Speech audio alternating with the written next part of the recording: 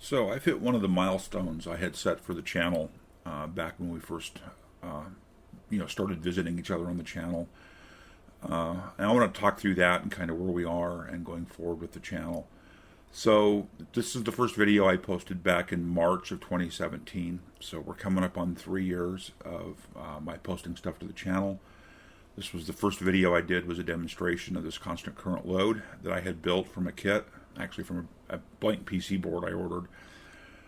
So like I said, this video went up in March 2017, and two of the goals I had set for myself at that point was to get to 1,000 subscribers and get to 100,000 views. And I've hit both those goals now, and it's very gratifying to have people actually watch the content, to get comments from viewers. There's been a lot of fun here, and I hope the fun will continue.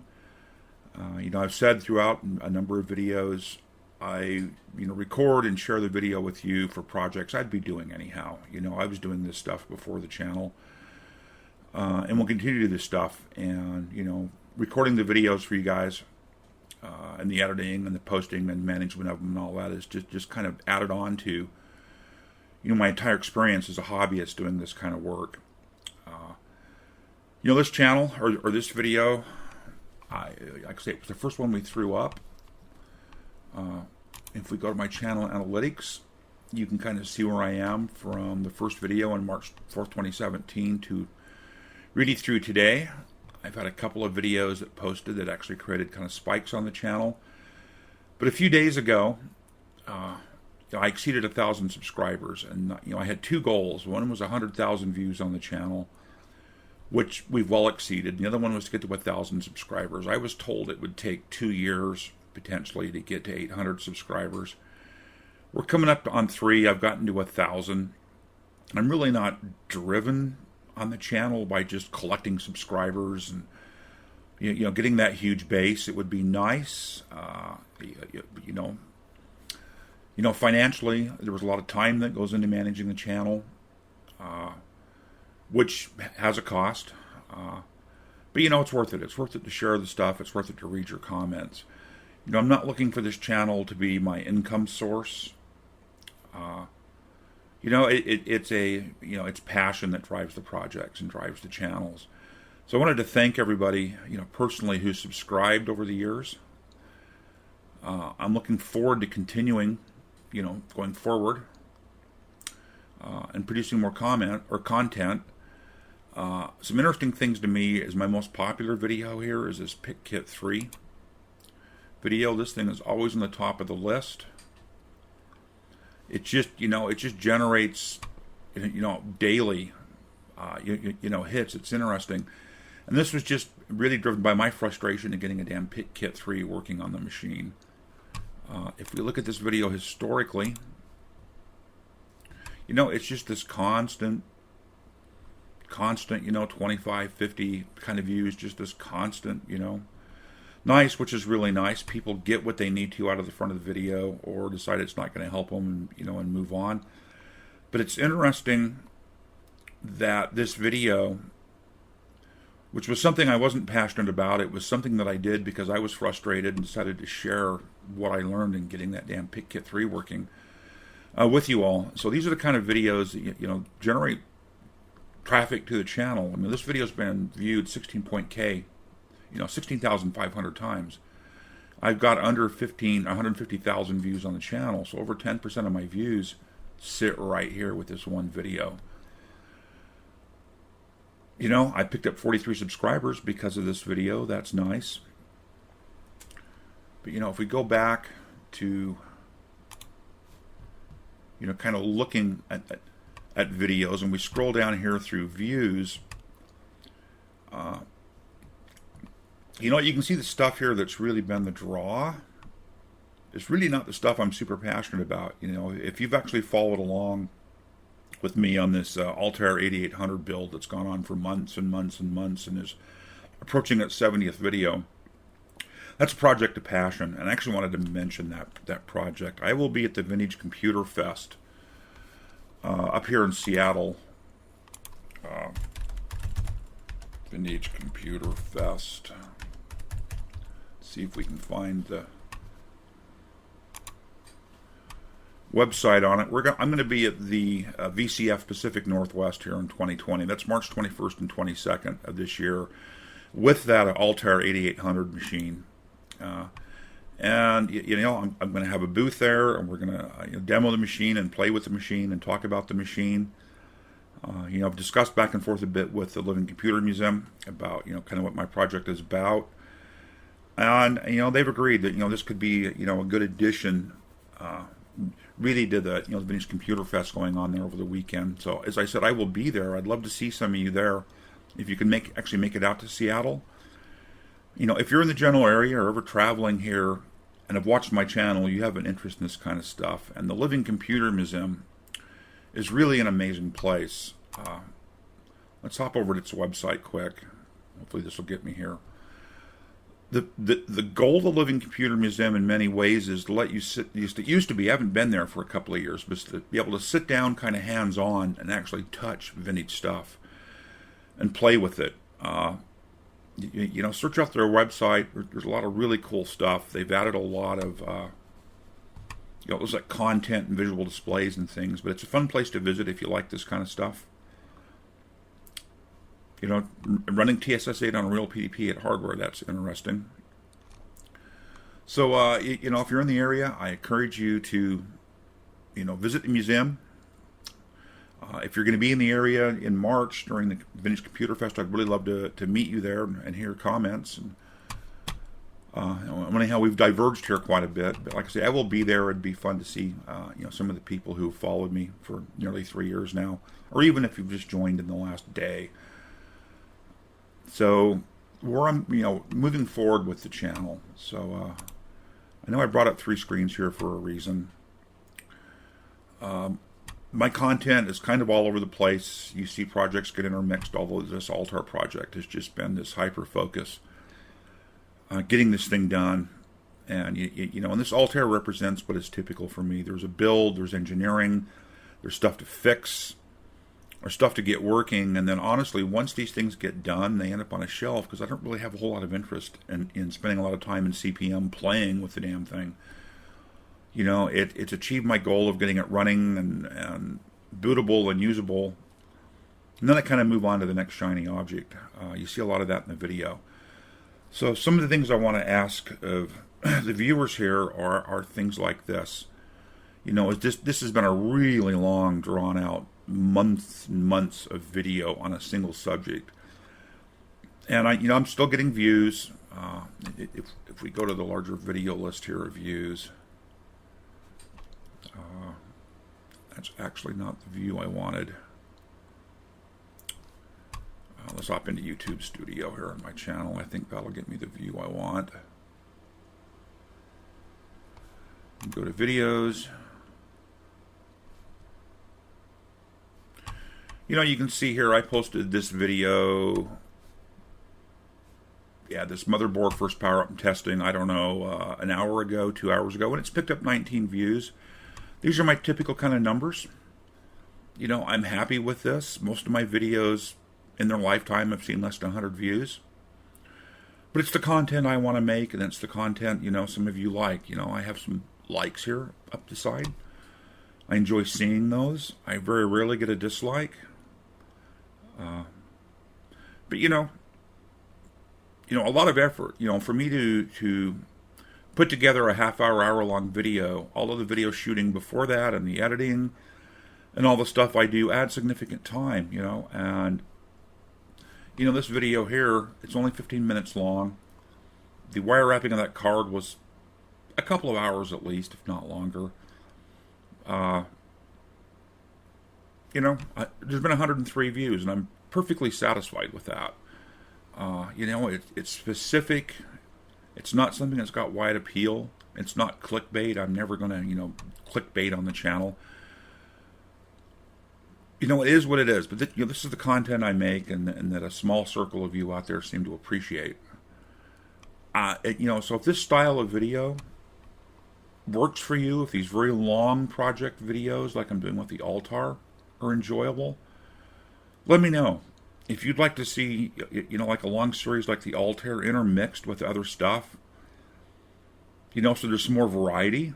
If that would be more appealing, let me know that too. I'm really interested in getting feedback from the viewers as to what they like, what they dislike, and the content. I've made an effort over the last year to, in places, shorten some of the videos.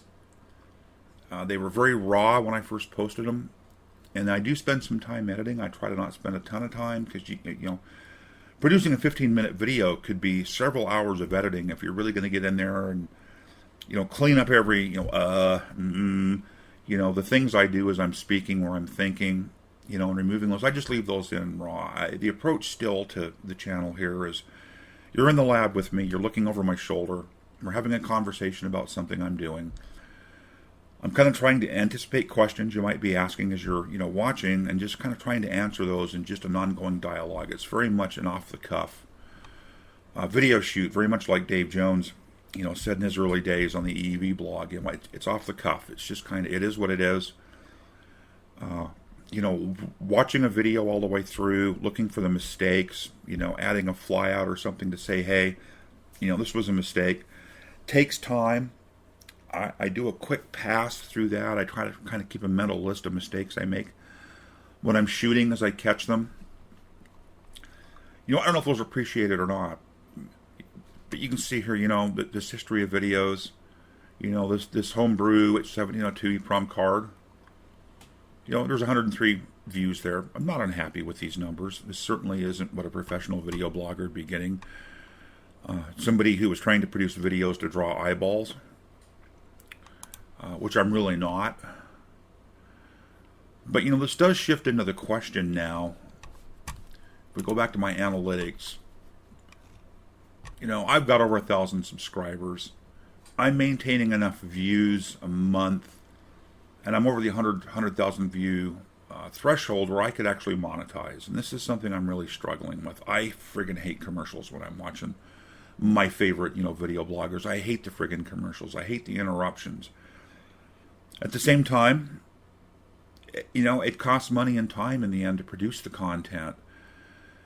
And I'm really curious what your thoughts are. If I was to monetize and bring in, $10 a month, $20 a month, well, that's ridiculous. That just wouldn't make sense, and I'd never do that to you. But at the same time, if I got content that actually draws views and produced a little bit more income, I don't know where that threshold is for me. If I was bringing in $100 a month because you were clicking through ads and stuff, would that be worth the distraction to you? Because I'm sure you feel the same frustration I do, with commercials injected into the videos. I'm not here to monetize the channel. I'm not here to get, a huge revenue stream going.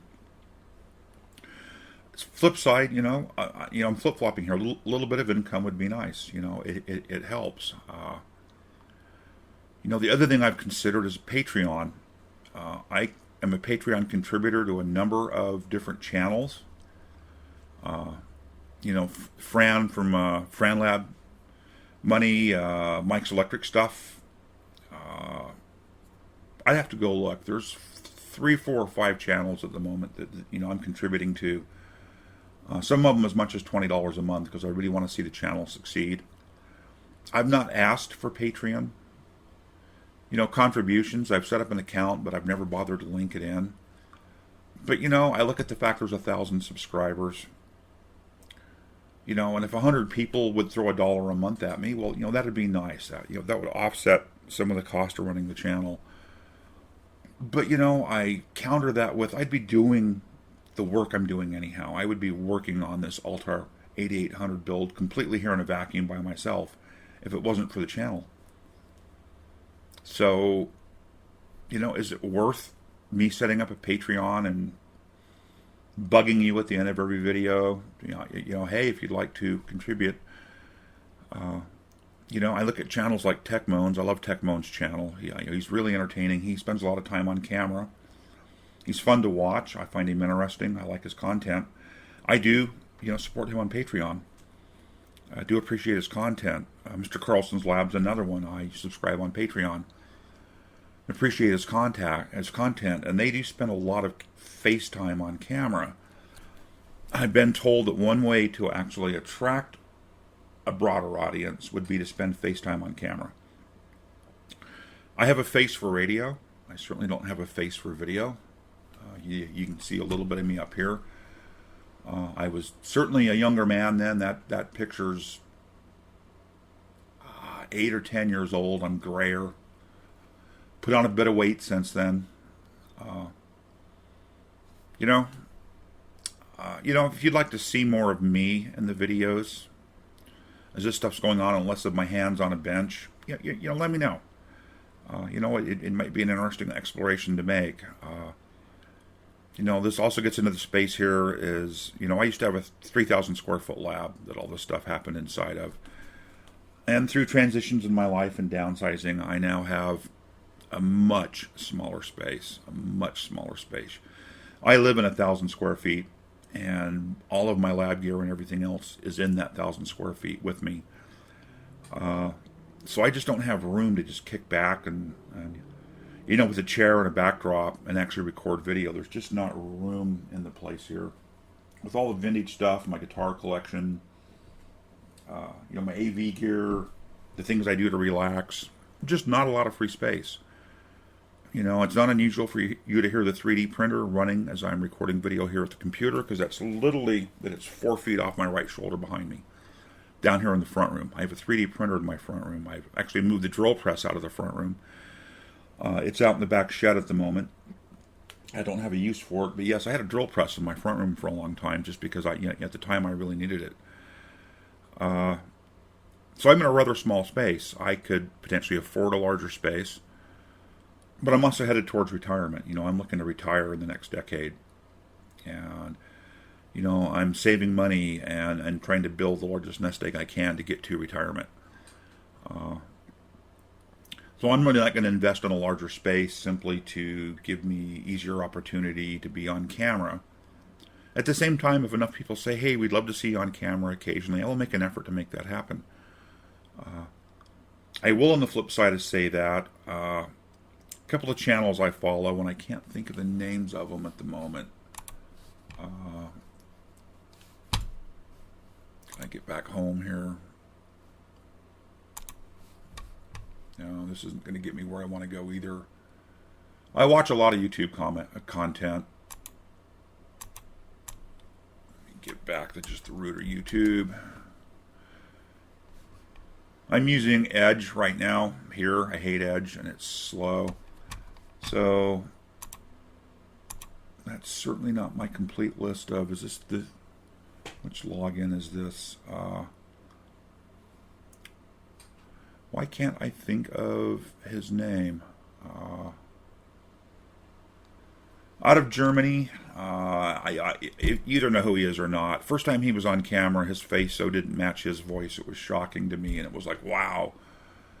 Kind of hard to watch at first, but still love his channel, and I watch all his videos. Great Scott's who I'm after. Great channel. I really enjoy it. I thinking about his videos 3 years ago and the huge CNC machine he's built over the last year. Wow, what a set of transitions in his channel. He's got sponsors. I believe he collects on Patreon. He gets plenty of stuff.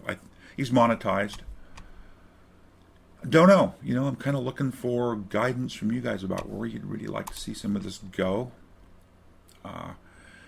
If you'd like me to spend more time editing and getting the videos down more concise so that your view time is lessened, I could probably take an hour video and honestly, with enough time sitting here editing, get that down to a half hour. If 50 of you watch it, that's, 25 hours of people time in the world that I give back to the world, and that's probably well worth my effort to spend 2 or 3 hours whittling that video down. Yet for me personally, it takes 2 or 3 hours away from soldering something, on debugging something, on the stuff that I really love to do.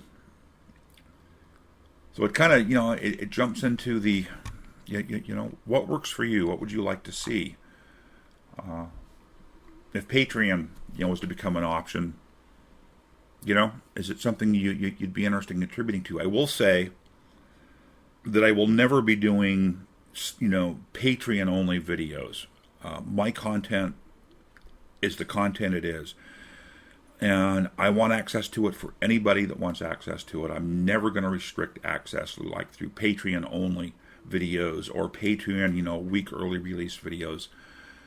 I personally hate that. I see my contributing to Mr. Carlson's lab as just a way of supporting his channel.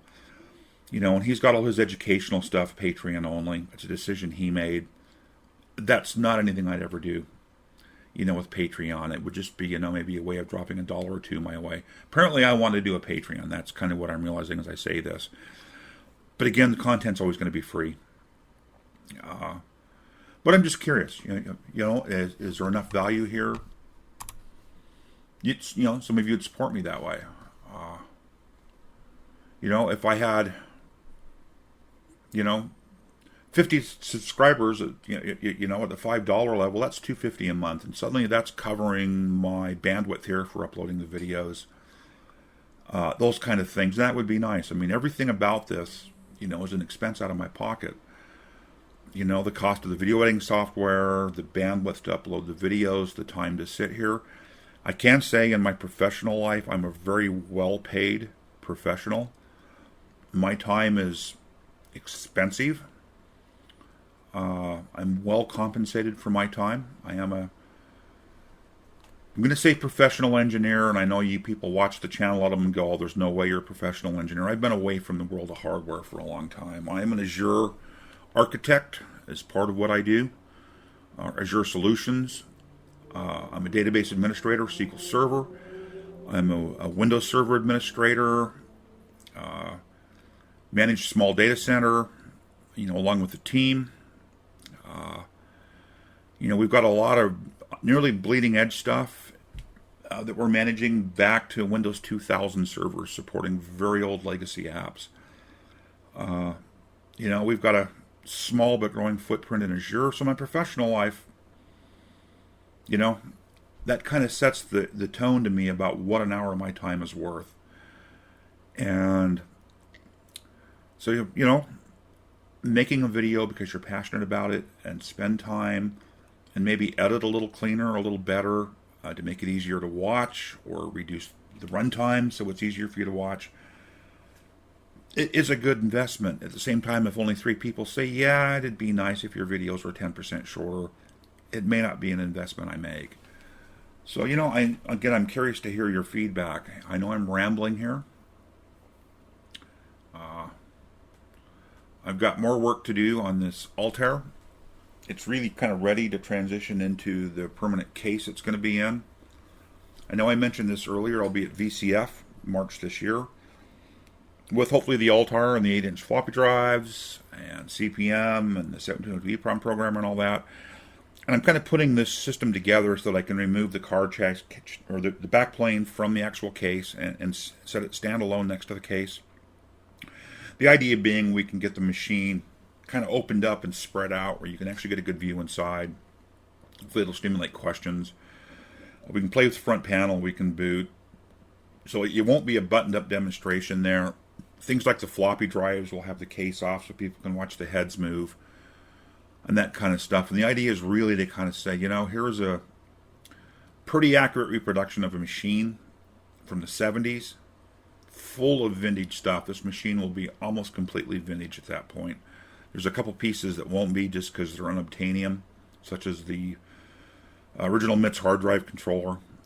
But the vast majority is vintage already at this point, so it should be a fun thing. I encourage you to come by and see me if you can.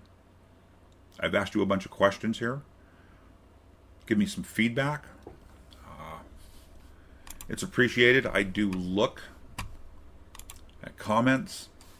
If I actually got something up here, I do look at them and don't always respond, but I do look at them all. Not that I get a lot. I've got a new one here. Dear friend, you're a genius. You didn't know how trouble I was. Now I'm happy again. Thank you. So somebody picked up something from one of my videos. I have no clue. Don't even know what video it is. I'll comment on floppy disks. Awesome. So view the reply from Shadowtron blog here. Apparently I replied to one of these. Anyhow, you know, the channel's about you guys. It's about me sharing stuff I'm passionate about and enjoy. Audience will always be smallish. It is what it is. Not sure why I'm showing you the High Nibbles page here, besides we built one of these up in a video series I did to kind of complement his video series. It was a fun build. Back over to, well, the stuff that's showing up for me to go view. Did watch Star Trek Picard last night. I won't comment good or bad unless some of you would like to hear my thoughts on it. It's really not what the channel's about. One more time, I know I probably thanked you already twice. I thank each and every one of you that watches this video to the end and has watched any of my comment. Thank you. I sincerely mean thank you. It's an investment in your time. Hopefully it's at least been entertaining, possibly humorous. I hope so, actually. I laugh easily at myself, so you're allowed to laugh at me as well, even when I'm being stupid, because that does happen a fair amount. Appreciate your views, appreciate the comments, appreciate the thumbs up I get, the likes. You know, average view, you can see our average view duration is not real long for most of these. People either get bored and walk away, or they find what they wanted in that first 5 minutes. You know, and maybe this is something I should approach. You could comment on this as well, you know. If I did better editing, shorter videos, cleaner videos, would it drive the average view duration up? You know, don't know. Anyhow, I've rambled on forever here. If you got this far, thank you. I appreciate each and every one of you, and we'll talk soon.